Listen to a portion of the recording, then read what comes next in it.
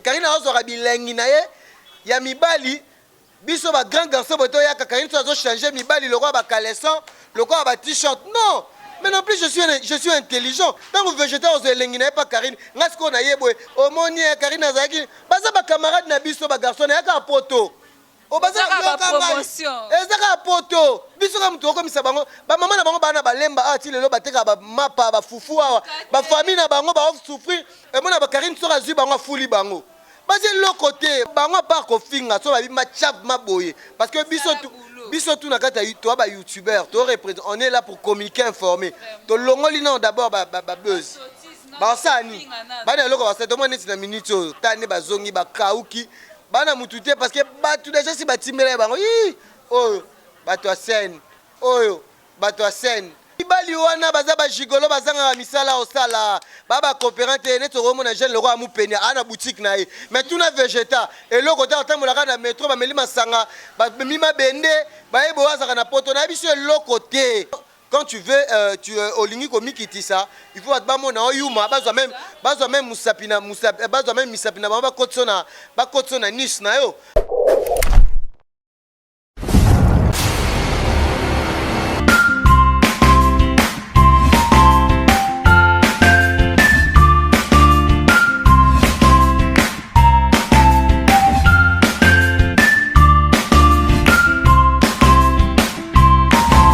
Dans cette émission qui est toujours présentée par votre humble présentatrice Grace Parker Balobi, Grace Parker, la fille du pouvoir, autrement appelez-moi El Capo. Aujourd'hui, j'ai un réel plaisir une fois de plus de se retrouver encore sur le même plateau avec mon confrère que j'appelle toujours Peggy Titon Balobi, donc le parallèle. Hein? Donc, la benga kepenza, moutunyo soro aleki ba journaliste internet na mayele. Donc, yo soro boyango lukanga. Pour la penza na betaratolo, je suis trop fier de lui. C'est avec lui qu'on va essayer d'en parler beaucoup plus dans cette émission. Marambo zo leka penza nzinga nzinga na racha monde na biso auto mesana ka kolobila bino monde bobenga biso ba youtubeur. Là déjà je vois toute l'équipe qui nous accompagne derrière la caméra. Je vois Jires Kilongo bras d'or à la réalisation toujours Dengue Zalaka, Hilaire Clark Serpent. On est ensemble et sans oublier ma consoeur Grace Makola. Déjà je vais déjà tendre le micro. On a invité Nanga Lelo Poto Kota déjà na racha profondeur émission na biso. Bonjour Peggy Titon. Ouais, bonjour Grace Parker, toujours na Beaux-Arts. Hein? Ouais, donc bonjour na chère internaute tout bazola na Peggy Titan le parallélisme. Bonjour na Joe Lily Attal en chair et annonce. Bonjour na Clairbeau Boula mignon garçon de Paris le babyface. Bonjour na Nancy Pidi ndeko ya nene Pidi parce que cadre au bomoni toza a na katsa bandalungwa kala mingi te to fêter Pâques donc bateau tout bois on a besoin bobeti moi tourner au message na benga Peggy Titan na mabino chez NPD et pas nene Pidi la fille en S donc il y a la taille S le roi Peggy Titan. Donc je dis un grand merci na ba chers abonnés nyonso ya Beaux-Arts pe na ba fidèle internaute nyonso ba opesanga vraiment confiance mikolo ba big non Peggy Titan so bi vraiment que ba garçon ba sala émission aza face à invité Yoro Kam Oro Yambata Joseph Kabila Oro Yambata Fachi aux à l'aise donc vous poser ma question. Merci Nabino, merci Nabatu tout bolinganga, merci na Simplice Base. Na pesi un grand merci Michel Base wana baza ba professionnel donc ba professionnel certifié parce que baza vraiment enregistré na SACEM depuis Paris, bana Paris na bigebo le la Peggy Titan makolo déjà passer à Podji que ça sambela ganga bagi. Alors déjà que Peggy Titan makolo na mona na Tour Eiffel. Donc Karine Mokondi Keba donc elle est vraiment vigilant parce que pasteur Apoka Songo ya Canada a Sambeli Makolo pasteur Mike Kalamba ya Sambeli Makolo pasteur Kijamina Libi Kibila takane ba pasteur Mikolo bazo Sambeli la Makolo Peggy Titan. Donc ça veut dire que na musique fourmi na kosilisa ba migeniema na kosilisa ba journaliste nyonso ba se prétendre intelligent mais ba intelligente. Moi je suis une église au milieu du village. Merci na bana poto ndenge vraiment bo betelanga maboko. Merci à toi Grace Parker. Vraiment wala kutu eza na ngoli solar betela CTT yo déjà tondi marao déjà là déjà non que pesa na que souhaiter déjà les joyeux anniversaires na obabenga le padre balobi le padre de la musique congolaise Ferregola biso nyonso toza bana Congo. Et pourquoi pas souhaiter un bon joyeux anniversaire à Ferregola où tu es déjà pour les Kalobi. Donc quand tu as déjà la radio bien émission Peggy Titon Mikolo yo to comment on a déjà na Ken Piana. sikoyo mwa banungu moko euti ya koleka c'est comme si olingi obeta mosinzi moko boye mpo okite ye mais ozobetaka bamasolo moko boye bato bakomo revendiquer sur yo, c'est dû à quoi? Mais tu vois, grâce Parker, au moins tout n'a nini. Ngana na mutu mo ba benga Tony Makika. Hein, le cœur selon mon cœur à la pareil, c'est un Peggy Titan. Na ba chroniqueur culturel il y a internet au barana kin. Parmi ba chroniqueurs bazara aimé oza aimé. Mais pas ba nekona ba chroniqueur ba lingi yote. Il faut comprendre. Il faut comprendre. Ngab lelo ba beta pona nini muto boloba geno asila. Sur hôtel 2020. Na parmi ba chroniqueurs et internet au bazar na visibilité na potonalité son na kosi bato ba hôtel nga ba yebi ozo comprendre tiko mutango bolo ba kena sila asala ka ba émission ya kafu na batu peu en plus comme na ngetanga mara. Moi je peux pas trahir Ken Piana aza ene na ngai ngana loba ngo soki na lekana na équipe nationale lekana ba Karine Mokonzi na na besoin comme na ngeye bana maintenant là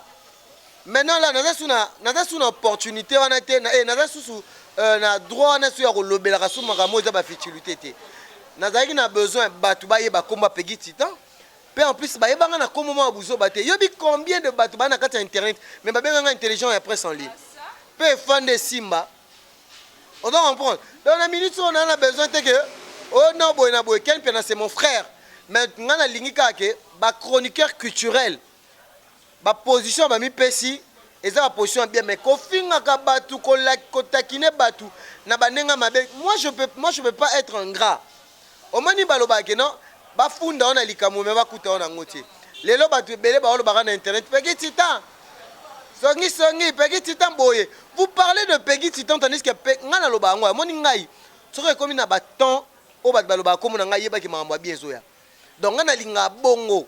Quand on dit toujours que l'humilité procède la gloire. C'est ça, bien sûr que oui. L'humilité procède la gloire. L'orgueil procède la chute. Mais c'est que non, quand tu veux, tu au lingi komi kiti ça, il faut être mon yuma, bazo même musapina, bazo même misapina, ba kotsona niche na yo. Mais non. Jamais mutakoye ko abuser lâche. Je suis pas un lâche. On peut pas me niquer sur le dans le face. Non, naza mwana mobali lelo bandeko wana fo ba yebake. Ngaje mnatina bino ba komo na bino yeba na rati. Moi mon nom ça sonne à l'internet hein. Grâce Parker. Tu n'en parles même pas mais ça chuchote. On peut parler le nom na bateau ba prétendre ba intelligent, bateau ba tale maro ba mona ba na succès. Mais yeba ke na skuzu ngana lora soso ya munene ozomona ke na suka mona make mutapoto ma tu na mais tu as cité les noms mais Peggy Titan n'est pas là comment.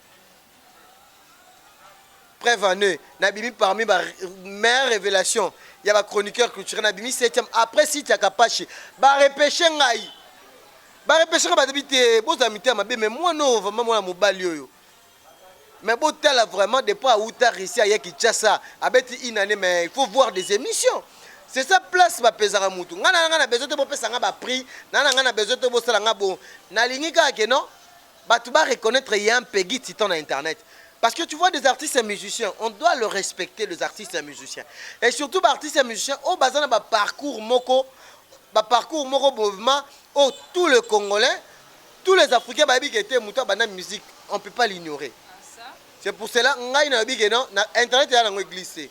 Ngani na zabo na na bateau na go changer le roi masala nga mupenya a bière il y a luxe donc na go changer bateau na kati internet vous en comprendre mais bateau changement de mentalité faut ezala parce que eza misala ba désespéré te netinga vraiment naza chroniqueur culturel de formation yaya plus Frank Stema yaza Frank plus ba vena biso ba Charlie Prince ba kota ba ya ba killer baye mais Peggy Titan mi bengama chroniqueur intelligent mais il faut na prouver ngo il faut na za une église au milieu du village lelo ba komo loba naza maboko pembe naza na trahison mututé quand il s'agit les émissions avec Ken Piana parce que Ken Piana d'un côté a fallu je dois partir naza une église au milieu du village tant il s'agit pe bata faire na rokende venanga simplice bazabi ngabi Peggy Titan tu es un professionnel on aime ton boulot mais yeba yango soko moni mutu mo azolo beloko eza vrai te il faut contredire c'est bien comme ça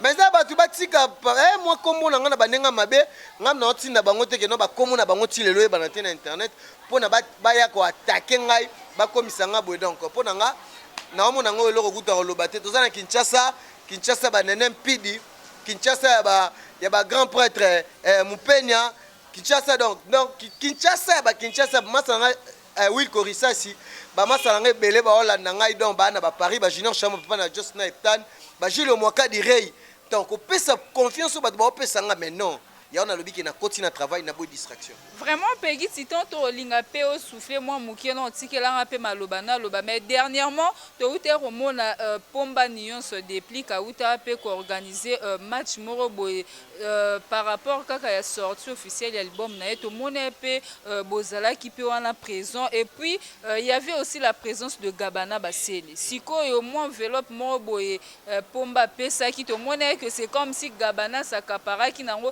et bimisi moi ba mbutu moro entre bino ba Bogard de la presse ba René Abiri na habité réaction na ezalaka ni par rapport ya eloko wana parce que quelle différence faites-vous entre les présentateurs de YouTube et puis de la télé quand des total à TV boy? Mais non, c'est pas Ezelo Moro, moi je suis pas un chroniqueur culturel mendiant. Si tu parles de Gabana Basele, c'est mon aîné, mais Gabana Basele a yebana ki na kin, mais na poto Peggy Titan leki. Vous comprenez? Ayeba na kin, mais na poto ke bayeba on a ba Canada, ba États-Unis, ba Norvège, Gabana yebana ite. Ba yende goya récemment. Vous comprenez? C'est quoi le avantage? Au banda kala na Kinshasa, ba yebi na Kinshasa, mais nga Peggy Titan na yebani na poto. Ce qu'on a poto ba continent, OK, Australie, Europe, vous comprenez? Nga na chroniqueur na lingaka ba musicien ba pesa biso respect parce que tous ça ba intellectuel le lozo mona musicien a sakana na chroniqueur à YouTube pour ani pour na jean oh ngam na ba Junior Chambo na ba Joe Lili Atel en chair et annonce na zakana ba Clairbo Boula na ba Fabien de Bilto l'homme en vaillance na zakana ba Vechale Chamba la pénation bien contrôlée benga à téléphone na kana papa chéri Binada mabenga Titan Salvatore par rapport ya to moi la muké mais par rapport il y a tout. Gabana Basele bazan ba avantage pour bango ba tala bango ba. Alors bien avantage au moni avantage eza o ba bengaka avantage eza te que chose avantage eza expérience à musala. Avantage na boza na expérience à boulot eza le mususu. Ba te belé to bana banga bon kala. Tout le monde est en train de chaîne peut-être à qui mon opportunité mon recommandation mon tchaé. Un ça la pire petit nanga. Mais il est pas professionnel. Parce que tu as Peggy Titan à Kobo, de midi à 14h, débat contradictoire pour notre plateau, boy. Mamba culture, je l'ai tué, qu'est-ce qu'il va parler? Oh, il va parler quoi? Muta yamba wera na plateau yamba Kofi Olomide. Yoso yamba Kofi Olomide. Tunanganini, beaucoup de gens appellent si opportunité, par recommandation. Mais pour na boulot, au moins tunangani. Je dis d'abord moi des gens que moi j'ai fréquentés, Fafan Soumpi. Un grand journaliste, un grand chroniqueur plutôt, culturel, très intelligent, il parle un bon français. Vous devez comprendre. Il a une capacité de musique. Ozu Abdul Kaba. Ozu Abdul Kaba. Ozu Mike Kaboya. Donc Ozu Jérémy le Marénard du désert. Moi je suis entouré. Gabana Basele c'est notre frère, c'est notre aîné. Mais si on a Babylone, on a un journaliste enveloppe. Je ne peux pas m'accaparer. Parce que je dis bato batindi la kamo ba 100 mo ba 200 dollars ba mona ke Peggy Titan su yoka yeba ngo na kata enveloppe wana déplique jamais quoi disque ne pena nous et bando betate déplique jamais ko bimisa 300 dollars ndenge ba fali ba faire ba salaka moi muke ndeko na biso bina filé akokoka te c'est que wana ezala na ba 50 po bozo ba 2000 na profena ngo masanga mupeni a bière mais bokoya osa promotion ko bimisa 300 dollars mais déplique akokoka te. Kabi ça 300 dollars paye ça ba chroniqueur à internet. Voilà, ignorer sous déplique en lissu. Non, déplique c'est mon frère. C'est mon frère l'album Stabilité n'a pas été menatemé. Mais ba chroniqueur à internet ba aider ba musicien. Ba linga te ba zaka na esprit, tu vois, moi je dis ça chaque fois. Je suis là pour lancer la promotion d'artistes musiciens sans exception. Et ça bébé Chor, on lance la promotion na. Et ça la petite Chocha. Non, ça la promotion na. Mais les ba journalistes et tout. Bozo qui n'a pas complexe mais aussi ça ne peut pas toucher 50 dollars mais 50 dollars en sous tout monde na poto atine la rangopé. Tu vois, il y a un na habité na mamba depuis que j'étais là mais j'étais en dehors, il y a organisation na bango ba chroniqueur en ligne. Moi, j'étais venu chez Deplique. Calamité dans une émission, on a Deplique, il y a bombe, il y a des gars. Vous avez compris, il n'y a pas de Deplique. Tu as Deplique, il n'y a qu'à soutenir l'album Stabilité. Album Moki Toko, album il y a bien. Deplique, on n'a pas bomi moto. Déjà avec Fali Poupa, c'est bon déjà. Tolingi ne bongo. Tolingi moi, le artiste musicien, c'est tenir entre bango. D'abord, pour il faut que ça nigérien. Bah whisky douana ba l'équipe de belé. Il y a des gars qui te la faire Fali innocent. Pour nini. Tandis que toi pépinière à talent. Yebiso okeka ana ina awa. Bako bimiselo ka moi jeune fille moko boy ana ouais kindoki. Même si on a abima na été. Abima te dans soutien zate ba qui para été. Pour nini. Parce que biso mo ba chroniqueur culturel, tozo aider d'abord culture à mboka na biso ti. Culture à mboka na biso za polémique Fali na faire na leki. Vraiment. Critique, trop de critiques. Obi ke biso ma ba chroniqueur culturel ne tala. Batala kabiso ba congolais na monde entier na libanda. Tala ka YouTube. Et comment la traduction? China ba Singapour. Au moins ba émission na biso et comment donc au moins ma que c'est l'émission na lingala mais traduction ezali. Mais je te dis c'est possible sur le net hein. Na biso net ba ivoirien. Ba site na bango batala, ce sont des sites de nous le Congolais. Ba Gabonais, ba Camerounais, c'est nous le Congolais. Mais biso moko tobo ma culture ya mboka na biso moko ba Congolais et surtout ba chroniqueur, ba chronifuati. Oh lelo ba eka Fali Poupa, Aigle de King. Oh, faire rigola, non. Fingi trop, lobby n'importe quoi. Donc ce sont que des sottises. Auto lobby la narration musique congolaise. Surtout Monique peut-être que faillite Mouki a roté en gambe il a fait rigola. Photo la moussarato lobby la parce que les appels ba valeur. Mais évoluons dans notre émission Peggy si tant au au monde a déjà équipe nationale au grand complet de Bozalara Penza Nakala Binonyo au grand complet Bozongi to mola barena birinde Bozalara siko subitement et comme sous tozo sous la guerre moro boyo pegi tito o s'attaquer na végéta donc to éviter ezala liboso lisolo ya Félix Tigre siko mikolo comme sous bonde. Merci grâce par cœur pour la question que nous avons posée là. Bato tangi ba kombo ba janvier na habité tant ba yaki na ba yaki sonde ba zongi la Karine na minute oyo ka bango lisusu ba chroniquer atteint. Est-ce que tu peux comparer par exemple au comparer voiture TX au Tchangona Ketch. On comparer nango. Dans la minute so bandeko bayaki na lobaki yango bayaki ke Karine Mokonzi na bango azana ba chinois ana ba mama autorité ba mère wana pe batimba. Ba mère na bataka bi bana mabe. Et bel niveau ba finga Karine ba finga na mama Karine mama Charlotte. Batalika balobi non. Omoni hein. Mutu ala ki sera d'abord force na boulot na ye. Parce que bango par ko finga so ba bi ma chap ma boye parce que biso tout na kata toi ba youtubeur toi représente on est là pour communiquer informer to longoli non d'abord ba buzz ba sani bana loko ba c'est au moins na minute tane ba zongi ba kauki bana mutute parce que ba tout déjà si ba timela bango oh ba to scène oyo ba to scène bango ne baza bongo ba ende pa Karine ne singa na lobaki on est ma vie privée à bolingwa Karine azora bilengi na ye ya mibali. Biso ba grand garçon boto ya Karine tu as changé mibali le roi ba caleçon le roi ba t-shirt non mais non plus je suis intelligent Karine c'est ma sœur je garde de la bonne relation tant que végétarien aux elengi na pas Karine ngasko na yebwe o moni Karine azaki baza ba camarade na biso ba garçon ya ka poto o baza ba promotion ezaka poto biso ka muto ko misa bango ba mama na bango bana balemba ati lelo bateka ba mapa ba fufu awa ba famille na bango ba souffrir et mona ba Karine sera zu bango fuli bango. Basé le côté, camarade Nabiso. Basé le côté. Bilenga Karine, voilà, au moins ma camarade question, tout n'a pas mouna, au tout ba Fennec. N'a déjà jeté à l'équipe nationale, n'a ça déjà combo. Nazali sous te que non, au benga na émission, au tout n'inga au boy. Karine a aussi bilenga. Après on a une émission boy, oh végéta. Oh. Mais par contre tu vas gigolo, bah là n'a pas Karine Batine garé, parce que beaucoup de talent, tu es Timbela. Tala, au moins belé ba certifié te na poto. Vraiment, c'est ça. Azana on a permis de conduire na nteke o akokumisa mutuka na poto. À part le français parler. Kanga je te dis, à part le français parler, et belo mona lobi ala la to ibi mamba poto. Ngana chema ko na poto na ibi difficulté à poto nengezalaka. Mais le loba garçon mususu, le roi masanga isa ko le ga msu garçon na végéta. taka izina alati akopera na ye mais végétal msu gigolo ba gigolo mais Karine azaka sensible pas mibala kitoko surtout mibala ya mbinga bamemali bende mwa musculation Karine mokonzi la baron aza vraiment mais akokuta ne pena mutu mo bane mtoto mike loko ngai atie pe na ndako ya libala tiki pe ba besoin na lobike na vie privée ya Karine na bolingwa Karine moi je na ko s'embêler na ngoto zo kitsa biso pegi ti to moni pe ekomi pe scénario po biso pe to zaka a te to vandelaka YouTube to tanga ba komba ba fiancé na ye ba ex na ye mais Karine star te ata ko ngani ba mibali wana baza ba gigolo bazanga misala osala baba coopérante ne to romona jeune le roi amupeni ana boutique na ye mais tuna végéta eloko ta tamolaka na métro ba melima sanga ba mima bende ba ebo azaka na poto na biso eloko te ebele ka to kufa wana ba complexe ba oyaka d'abord na bakini ba oyaka d'abord na bakini awa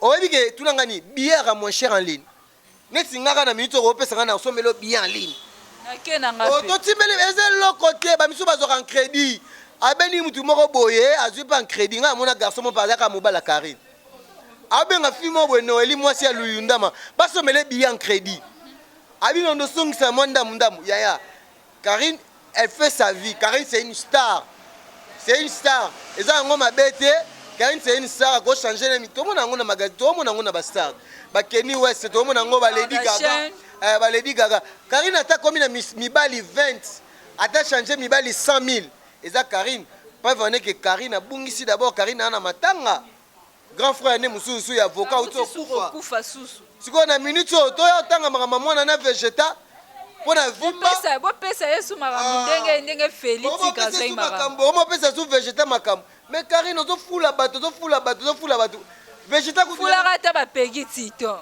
ngasi na fulama ngana kwa afula osu na saske oya bango fulama nga batanga akobo na nga koleka ba garçon na baya na sima mwa mwasi nga batanga komo na ngana batanga komo na ngana boulot na kishigolo te nga batanga komo na ngana boulot internet courageux. Vous comprenez? Bato ebele pe bafulama na basanso neti lisolo ya leke tuye pe bozalene na rati ya équipe nationale mais siko masolo ko mo beta masusu ebele bino mibale ezalaka nini yango moko boye c'est ton frère moko boye grâce Parker nga ba ya minga na émission ozomona ke ba chroniqueur na ba chroniqueuse balingaka pegi titan so bo fandi bobolo ti ya pegi titan boye bo grelenga bino boye o moins tu nanga ni ngai na normal au moins état physique nanga na ba on a téléma non mon état physique nanga magana ati au moins tu nanga ni nanga ko plat au moins tu nanga ni oui tu nanga ni au moins état physique nanga yi nazana ba camarade nanga otona bango même diapason vous comprenez ngana camarade les ketu ba camarade na e ezali ba kovo ezali ba nani ba benga nani l'autre là comment on l'appelle encore barési bazana bandingi na bango bako baswana o biso ko swana na biso na ko swana na ngamwa guerre moko boye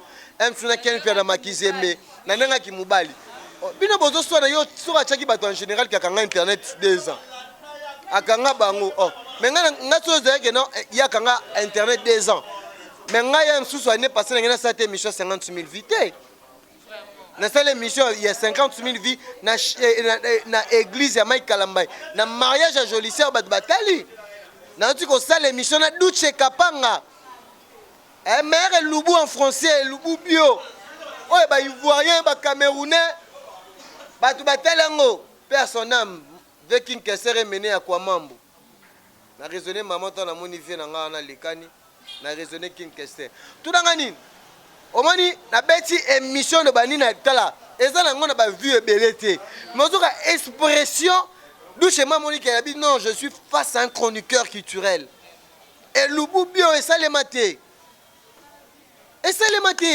so tellement na minute so tellement na ngate na besoin que nazo soki 100 000 vies mais sans audimat ngana ko na net na sale émission na killer et que na ba 10 000 vies mais audimat ningisi batu eza mto lingi ngana lingi te omoni tu ngani bato bozo mona ke bwana succès botale maka danger mais pour oyebisa ngai sur hôtel maka danger o balobaka babenga support ya hôtel mana eza nini qu'est-ce qui fait la force de ton boulot au hôtel ma 100 000 vies mais ça ngo inaperçu mais ce qu'on a payé na tika biloko na ba internet awa neti ve na biso pauvre sunda base soko beti sunda base lelo omona mère émission makufa na pegi titan mère émission omona na sangisa innocent Karine Mokonzi na héritier Watanabe na même plateau tout ça ba biloko mo ya fort autant ba archive fanda il y a beaucoup de chroniqueurs bolo ba bossa na bino ba buzoba ba conneries. Mais bon, ne supporter. Moi, je suis un intellectuel. Je fais l'IFASIC. Marek et l'IFASIC, tout est là, ça fait rien. Mais quand même, tout ça, moi, on est tous confondus dans les mêmes poules. Et là, comme APK aussi, aussi, micro morobo. Moi, je viens de l'IFASIC, banini. Et si quand on a un combo morobo, déjà, Peggy, tu t'es cheminé déjà malé. Est-ce qu'on a les ketchou? Les ketchou? Ngana chelou na été maman bobenga ngai oh boy boy peki titan to mona basi balinga ke mingi malgré que soit disons baloba ke aza je suis aussi parmi le chroniqueur le plus aimé na poto ke ba aventure te nga ba balanda nga ba tu na sens que ye pena ba mère batala ka eto bon ba mère batala ka e pona yo yebi a moi symptôme na bango moi mutu na bango apesa ba mais nga siko ya des responsables ba responsable de batala ngo moni magena papa Laurent Jolili atala a refan na boîte l'émission Peggy Titan na killer papa Laurent Chalet Cham à l'appellation bien contrôlée papa Laurent Arsène Matin dans le Canada un papa très intelligent vous comprenez et à jeté les Ketchou c'est mon frère mais ba loba limité passer de la gloire ba les Ketchou a Monica Zui lelo ata mona mutuka ana parler biso la na biso bandaka mike mais yango te montrer moni capacité vraiment bali akuf akena maele na tina tombo a ça la bêtise na sir bateau va comprendre ba piger vraiment là c'était déjà une très belle émission avec Peggy Titan balobi dans le paralysme donc yé penza soro loba on sentit que même l'expression ça te fait réfléchir et ça te le roi ba chroniqueur musuto yambo yambi na plateau force na yekaka kofinga non quand il s'exprime en tout cas j'avais déjà dit ça batou tout désarmé na ba futilité tout désarmé na ba anti-valeur to kota sikoyo mona minute o ba nga lo ba déjà na mu na sali kombo na osala nyonso na relaxa ba capacité na nga ozo comprendre ba pesika ba conseil Peggy Titan yo vraiment que non so to bi ki wa face invité total mais longo la kaka esprit wana o mani ba nga na opesa ba ve na biso nyonso o ba Charlie Press ba Ken Piana o nga na mu ta kota faire nga na mu ta kota fali ah mais bo sala ngo pe bien yango pene la linga na tout na yo po musique na biso degré comme kende neti mutu loko Ken Piana na peska exemple venanga batinda ata poto ki osala ta cours à marketing et ça le loko monte et on s'appelle bien côté qu'on appelle trésor congolais ça va coûter faire combien faire gars on a besoin de somma ba voiture somma ba jeep si le trésor congolais akena ta cours moi ta un mois banzele fungwa milora ba wuti déjà Côte d'Ivoire c'est que et comme la guerre na bino tout boza ba insensé bon qui n'était pas ça ba formation bon ça formation comme il va faire avec il fallait c'est pas seulement leader qui doit le faire ba on mo repé ba lo ba so yo mo mingi ba so mbaka ba voiture na ba catch ba sur Instagram oh ba ça ba catch na Instagram ba ko aider pe ba to ba za ba entourage na bango et ça pour leur boulot c'est ça le professionnalisme. Quand tu veux être professionnel, il faut travailler avec des professionnels. Bino ba marketeur a malonga te batu o ba ya ba lo bela bino ba pire bino ba masa na bino. Oh Fali et Moro Aloba, c'est une question d'organisation et de professionnalisme. Donc là, c'était déjà en direct de l'émission Grâce par cœur. Et Peggy Titan, j'étais vraiment émue de te recevoir sur mon plateau. Quant à moi déjà, je vous donne déjà rendez-vous à la prochaine émission. Mais Peggy Titan, quelques salutations ou ton numéro de téléphone pour plus de précision pour la bateau à la rayo. Merci Grâce par cœur, merci à toi, merci Nabozara, merci Nabos Nabi Sonabi Golinga Ngatro. Ngavana Mankagate Ataku Boela Ngata moi Maïté, mais boss Nabi. C'est la famille. Grâce par cœur, c'est ma copine, elle est parmi. Batnanga Kati, parce que je la respecte beaucoup. Elle aussi, elle me respecte aussi. Merci Naye, merci na Abière de Lix, Moupania. Babi na bandette ou arana bière Mako. Tonton Moupania donc bambote na yo. Bière ya dongi, Luka komi na bino, mais toi na bière na biso engambe ya bandalunga oteka bilamba ya taille na ye. Pe bilamba ba taille nyonso SMT. Yo bière ya dongi, commune na bino ezalaka rond-point nga bacommune na bino ezalaka soki zone na kine kende na commune na bino tya mpe maison d'habillement mais awa toza na mopania. Merci na Junior Shaumba papa na Josna Etan Laetitia Shaumba Sandra Shaumba venanga Kleboa Medo Shaumba namonaki appel namonaki esala yenga bien Rey Gilles Mwakadi Rey Wilko Lisasi mon ami Paris pour nana ba camarade na Paris belé a chroniqueur na okuta solo la té mais to ça sur caméra ba chroniqueur est belé o chroniqueur yo za ba camarade na poto oh à part bato senga matolo parce que moi j'ai des amis moi na loba ngoma ni singa na kata Paris au mona ba ma Pauline Nzongo au mona ba Fifi tala au mona make délégation moi make no peki tita otamula na bato na ba maman. Il y a un Migueniema, tu te prétends que tu es intelligent, mais attends. Au moment où sort na yo man au fond de l'année. Pour un déjà une équipe, ba monteur, ba réalisateur, ba zelaka pegi titan. Sko pegi titan sko yebisanga. Émission sko moi venanga papa mu pasula loba, muto banga na kin. Soka yeba roja zo mo pandi likolo ba journaliste ya diaspora za nga. Yango moni tant la zaina risé belé ba banga bike moi no ka so yeka koti Paris. Mais avec Jésus, on vaincre. Je veux vaincre. Voilà. Oui. Avec Jésus, je veux vaincre. Toujours. Atabo kangela ngai ba good. Et fou moi mana. Mais naza mwana nzambe. Na mayaka luke tuté. Chers internautes, comprenez qu'avec Peggy Titon, ça se passe toujours comme ça. Quant à moi, déjà, grâce parcours, je vous demande vraiment de s'abonner massivement dans notre chaîne Beaux-Arts TV. Donc, Beaux-Arts, grâce parcours, boni yosa bien. Hein? Donc, sala abiso, moi, bisala salo, Beaux-Arts, sala grâce parcours, à moi, Wester. Il y a moins de sala abiso. De Bozong et la Penza, numéro d'anglais à la affiché sur le bas de l'écran. Appelez, écrivez et resala bien. Suggestion, critique, remarque et ça la ratokos. Quant à moi déjà, je vous donne rendez-vous à la prochaine émission. Au revoir, bye bye.